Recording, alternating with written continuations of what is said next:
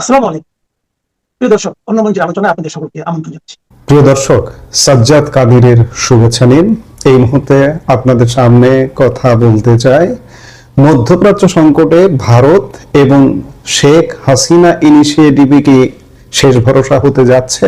দর্শক, আমরা এমন এক বাংলাদেশে বসবাস করি যে বাংলাদেশ আপনাকে উপকার করবে, যে উপাদানটি, যে ব্যক্তিটি বা যে প্রতিষ্ঠানটি কিংবা যে দেশটি তার বিরোধিতা করো।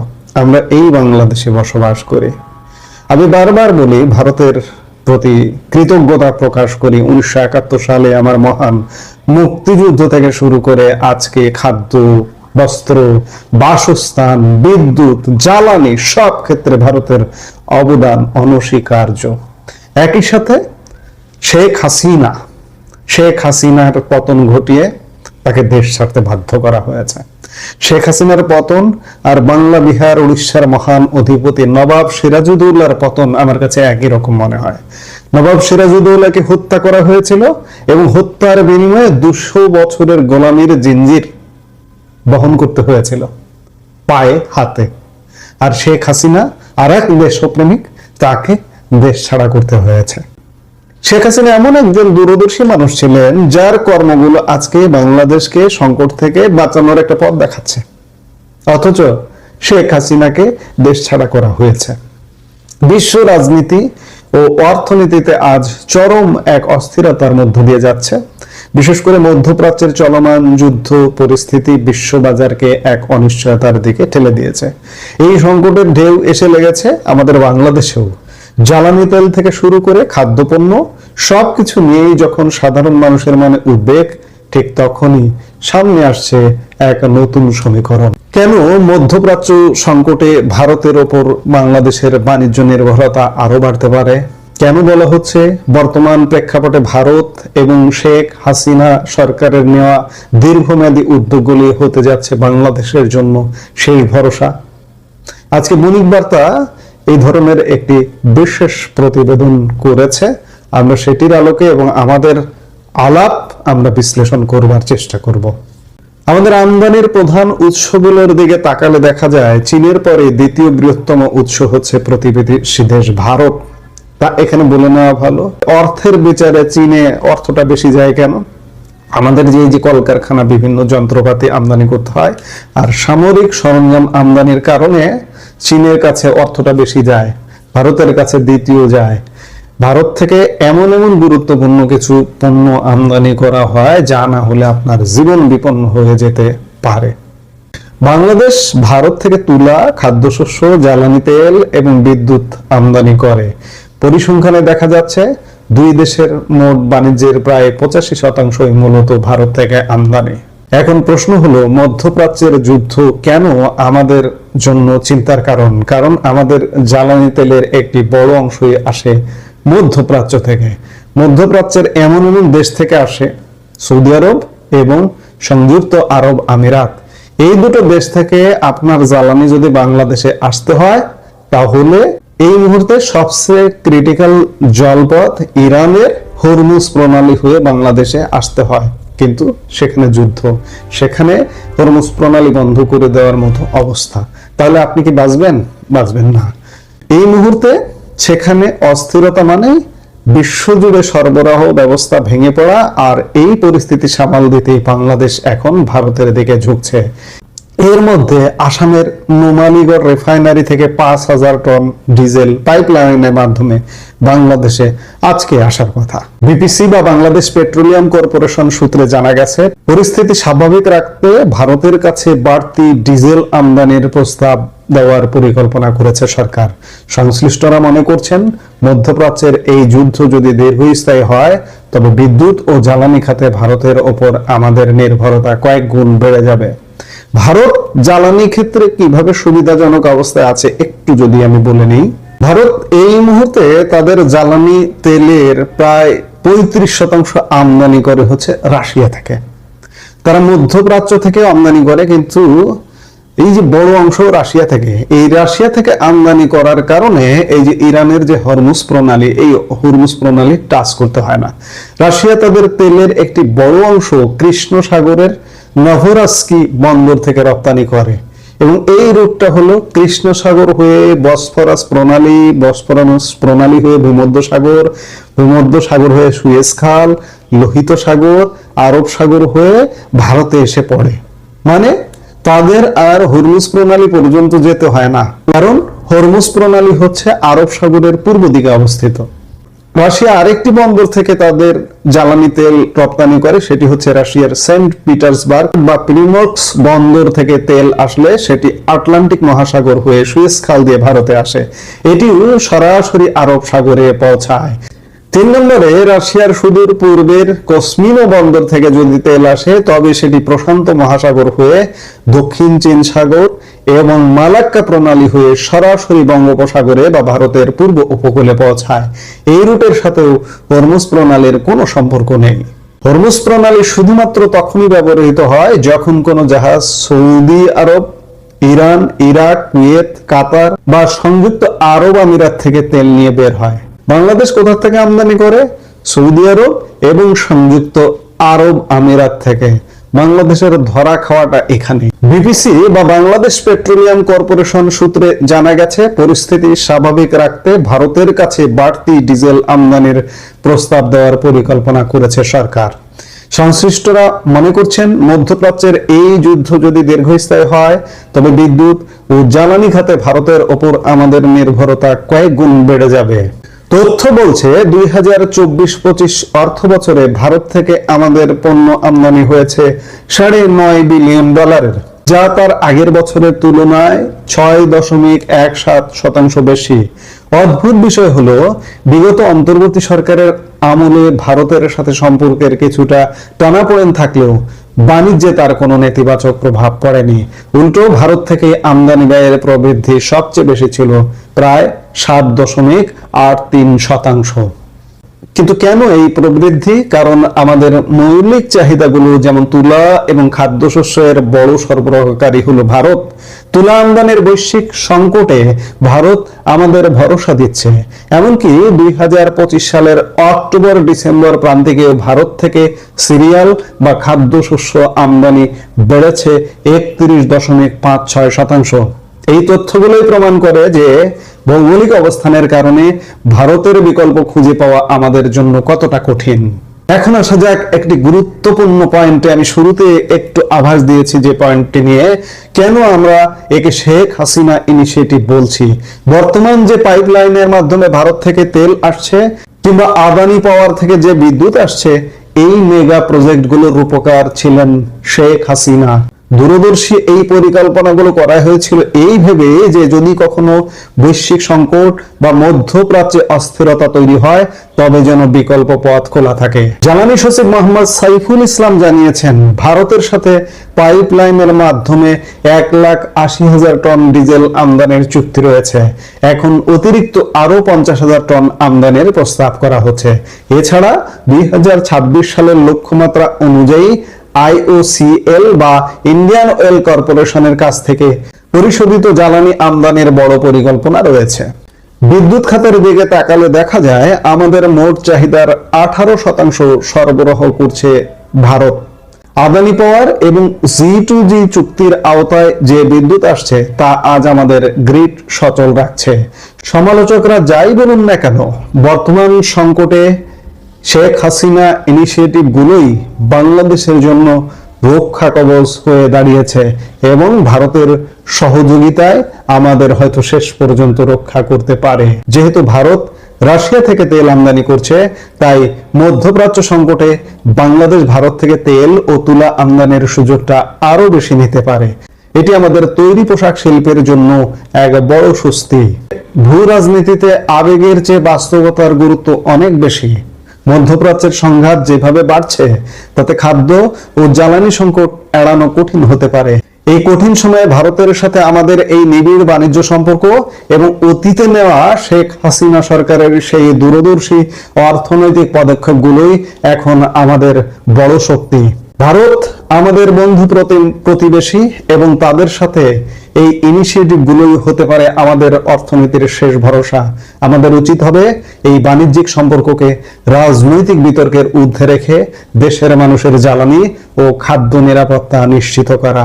আজকে বাস্তবতা এমন দাঁড়িয়েছে, আপনার ভারত বিরোধিতা ঢোপে টিকবে না। আজকে শেখ হাসিনার অবদানকে আপনি অস্বীকার করতে পারবেন না। অর্থাৎ আমাদের সংকটে ভারত এবং শেখ হাসিনা ইনিশিয়েটিভই ঢাল হয়ে দাঁড়িয়েছে। এই মুহূর্তে এ পর্যন্ত।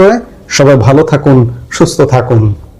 আমাদের ভিডিওগুলো নিয়মিত পেতে সাবস্ক্রাইব করুন Sajjad Kadir and the legends YouTube channel. Sajjad Kadir like comment share করে সামনে কথা বলতে এসেছি। সেনাবাহিনী এখনো মাঠে কেন? বাংলাদেশ কি শঙ্কামুক্ত হয়নি? আশা করি সবাই ভালো আছেন। গত 1.5 বছরে বাংলাদেশের একটি পরিচিত চিত্র ছিল, সেটি হচ্ছে রাজপথ থেকে অলিগলি সবখানেই সেনাবাহিনীর টহল। 24-এর জুলাই মাসে যে রক্তক্ষয়ী ঘটনাগুলো ঘটেছিল, রক্তক্ষয়ী দিনগুলো যে ঘটেছিল, সেই সময় আওয়ামী লীগ সরকার ইন-এইড টু সিভিল পাওয়ার বা সাংবিধানিক ক্ষমতা বলে সশস্ত্র মোতায়েন করতে বাধ্য হয়েছিল।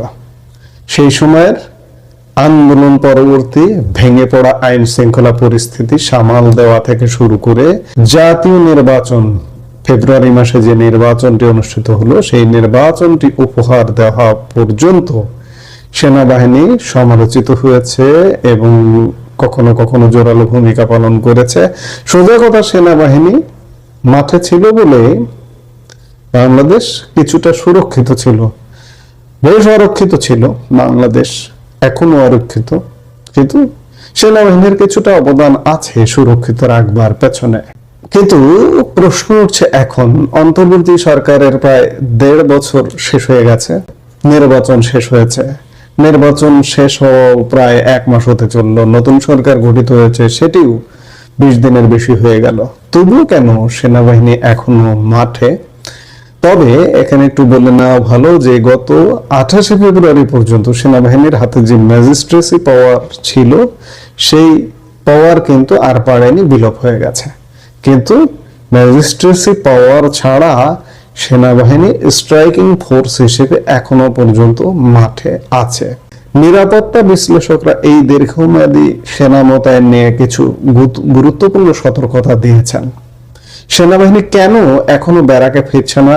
এর পেছনে কি বড় কোনো অঘটনের শঙ্কা এখনো আছে? আমি শুরুতেই যেটি শিরোনামে বলছিলাম যে বাংলাদেশ কি এখনো পর্যন্ত শঙ্কা মুক্ত হয়নি, নাকি সিভিল প্রশাসনের অযোগ্যতায় এর মূল কারণ? আপনারা জানেন যে আমরাও বিভিন্ন ভিডিওতে কথা বলেছি, সংবাদ মাধ্যমে এসেছে যে সারা দেশে রুটিন করে গত 1.5 বছর প্রায় 30,000 সেনা সদস্য দায়িত্ব পালন করছেন। আমরা দেখেছি 5ই আগস্টের পর যখন পুলিশ বাহিনী কার্যত অকার্যকর হয়ে পড়েছিল, তখন সেনাবাহিনী ছিল একমাত্র ভরসা। এমনকি ত্রয়োদশ জাতীয় সংসদ নির্বাচনে কোনো ধরনের বড় সংঘাত ছাড়াই ভোট সম্পন্ন হওয়ার পেছনে তাদের স্ট্রাইকিং ফোর্স হিসেবে উপস্থিতি ছিল প্রধান কারণ। কিন্তু এখন সময় এসেছে তাদের ব্যারাকে ফিরে নেওয়ার। কারণ একটি দেশ মাসের পর মাস বা বছরের পর বছর সেনাবাহিনীকে দিয়ে আইন শৃঙ্খলা রক্ষা করতে পারে না। এতে দুটি ক্ষতি হয়: এক, সেনাবাহিনীর নিজস্ব প্রশিক্ষণ ও পেশাদারিত্বের ঘাটতি তৈরি হয়; 2, সিভিল প্রশাসন বা পুলিশ বাহিনী অলস ও নির্ভরশীল হয়ে পড়ে, তাদের সক্ষমতা বাড়ে না। আপনারা এই জিনিসটা যদি একটু ডিপলি খেয়াল করেন, রাস্তাঘাটে দেখবেন, রাজধানী ঢাকার রাস্তায় যদি বের হন, ট্রাফিক পুলিশের যথেষ্ট স্বল্পতা আছে। এছাড়া রাতে যদি আপনি বের হন, আগে আজ থেকে 2 বছর আগে রাস্তায় যেভাবে টহল পুলিশ দেখতেন, টহল পুলিশ ভ্যান দেখতেন, এখন কিন্তু সেগুলো অনুপস্থিত। পুলিশ অনেকটাই এখনো পর্যন্ত দায় সারা গোছের দায়িত্ব পালন করছে। সোজা কথা, পুলিশ আসলে এখনো পর্যন্ত 2 বছর আগের যে একটা ভিত্তি ছিল, ভিত্তিভূমি ছিল, সেই ভিত্তির উপর দাঁড়াতে পারেনি। এর পেছনে খুব বড় ধরনের একটি কারণ থাকতে পারে। পুলিশ হত্যাকাণ্ড এবং পুলিশ হত্যাকাণ্ডের বিচার নিয়ে এখনো পর্যন্ত বর্তমান যে নতুন সরকার এসছে সেই সরকারেরও একটি অমীমাংসিত অবস্থানই হতে পারে পুলিশ অ্যাক্টিভ না হওয়ার অন্যতম কারণ। স্বাভাবিকভাবেই প্রশ্ন আসছে যে সেনাবাহিনী এখনো মাঠে কেন? এর পেছনে কয়েকটি গভীর কারণ রয়েছে। পুলিশ ও প্রশাসনের পুনর্গঠন। গত 1.5 বছরে ইউনূস সরকারের সময়ে পুলিশের চেইন অফ কমান্ড পুরোপুরি ভেঙে পড়েছে। পুলিশ এখনো পুরোপুরি জনগণের আস্থা অর্জন করতে পারেনি। এই ভ্যাকুয়াম বা শূন্যস্থান পূরণ করতেই সেনাবাহিনীকে রাখা হয়েছে। রাজনৈতিক পট পরিবর্তনের পর অনেক স্বার্থান্বেষী মহল সুযোগ খোঁজে।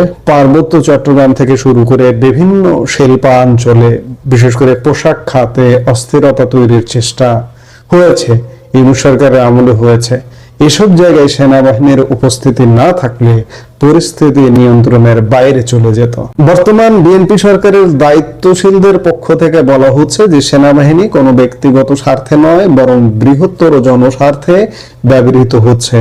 আইন শৃঙ্খলা রক্ষাকারী বাহিনীর পুনর্গঠন শেষ না হওয়া পর্যন্ত তাদের সরিয়ে নেওয়া হলে জননিরাপত্তা ঝুঁকির মুখে পড়তে পারে। অর্থাৎ এই বক্তব্য বা এই কথায় এটি স্পষ্ট হয় যে বাংলাদেশ কিন্তু এখনো শঙ্কা মুক্ত হয়ে ওঠেনি, যার দরুন সেনাবাহিনী এখনো মাঠে আছে।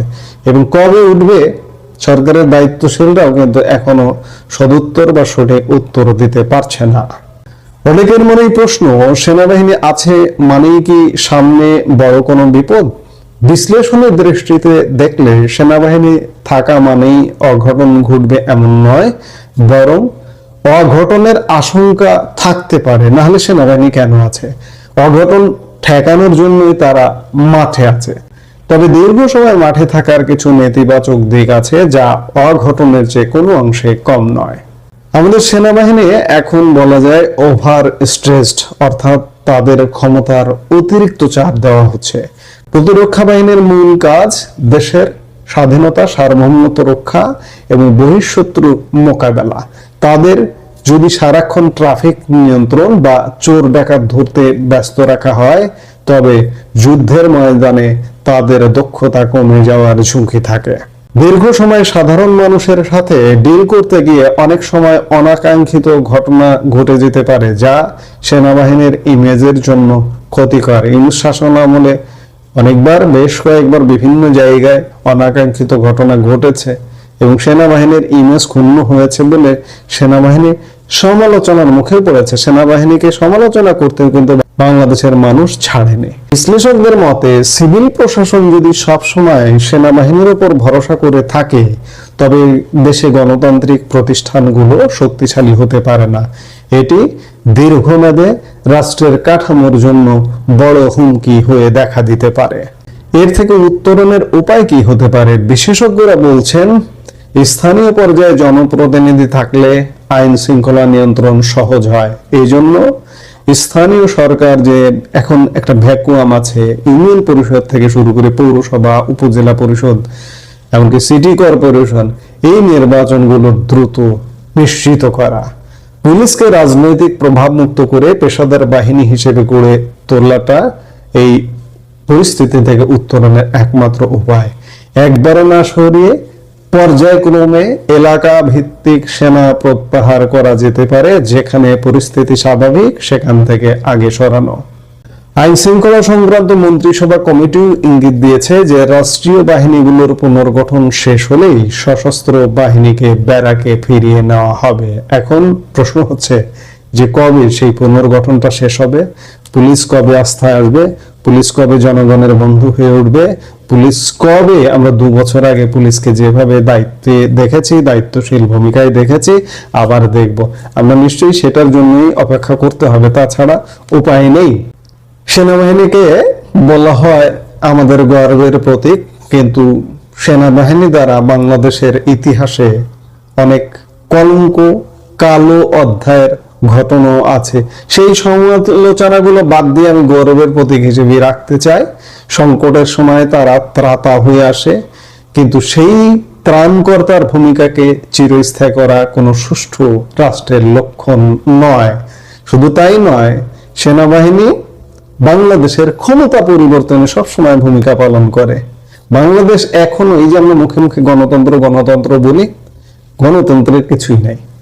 আপনি খুব পেছনের দিকে না যাই, অন্ততপক্ষে এই শতাব্দীর থেকেই যদি ধরি, 2007-এর ক্ষমতা পরিবর্তন সেনাবাহিনীর ভূমিকায়, 2024-এর ক্ষমতা পরিবর্তন সেনাবাহিনীর ভূমিকায়, সামনে যে ক্ষমতাটা পরিবর্তন হবে সেটাও কি আপনি মনে করেন যে সেনাবাহিনীর ভূমিকা ছাড়া হবে? আজকে যে বিএনপি সরকার ক্ষমতায় বসেছে, তারা কি নিয়মতান্ত্রিক ভাবে ক্ষমতা হস্তান্তর করবে? তারা আবারও নির্বাচন করে, সেটা নির্বাচনটা যদি 6 মাস পরে হয়, 1 বছর পরে হয়, কিংবা 5 বছর মেয়াদও পূরণ করে, বিএনপি চাইবে তারা আজীবন ক্ষমতায় থাকতে, তখন কি হবে? সেনাবাহিনীর ভূমিকা পালন করতে হবে। অর্থাৎ বাংলাদেশে গণতন্ত্র বলে আসলে কিছু নেই। এখানে একনায়কতন্ত্রই আছে, এটাই থাকবে। এটা কবে কতদিনে গণতন্ত্র আসবে, কবে বাংলাদেশ শুদ্ধ হবে, সেটি আসলে বড় গবেষণার বিষয়। বড় কোনো অঘটনের সংখ্যা হয়তো নেই, কিন্তু সিভিল প্রশাসনের এই অস্থিরতা দেশের জন্য মঙ্গলজনক নয়। আমরা চাই দ্রুত পুলিশ ও অন্যান্য বাহিনী শক্তিশালী হোক এবং আমাদের সেনাবাহিনী তাদের প্রিয় ব্যারাকে ফিরে গিয়ে পেশাদার প্রশিক্ষণে মনোনিবেশ করুক। এখন দেখার বিষয় যে সেনাবাহিনী কবে ব্যারাকে ফিরে যায়, আমরা নিশ্চয়ই সেটি দেখব। এই মুহূর্তে এ পর্যন্ত। সবাই ভালো থাকুন, সুস্থ থাকুন। আমাদের ভিডিওগুলো নিয়মিত পেতে সাবস্ক্রাইব করুন Sajjad Kadir and the legends YouTube channel এবং লাইক, কমেন্ট, শেয়ার করে সাথে থাকুন।